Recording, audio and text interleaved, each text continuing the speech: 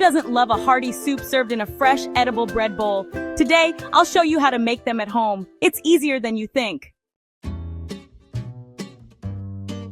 Start with your favorite bread dough recipe.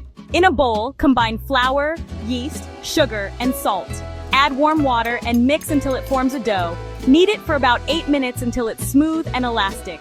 Then, let it rise for an hour until it doubles in size. Once risen, divide the dough into 4 or 6 portions, depending on how big you want your bowls. Shape each piece into a ball, then let them rise for another 20 minutes. This step ensures they're nice and fluffy. Brush them with egg wash to get that golden crust, then bake at 375 degrees Fahrenheit or 190 degrees Celsius for 25 minutes or until beautifully golden.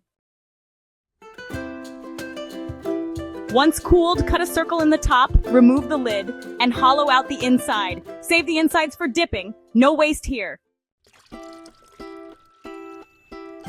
Now for the fun part, fill your bread bowl with your favorite soup. Creamy tomato, hearty chili, or cheesy broccoli. The choice is yours. Serve it up, and don't forget to eat the bowl when you're done. It's the ultimate cozy meal for any day. Tag a friend who needs to try this, subscribe, and share for more delicious recipes.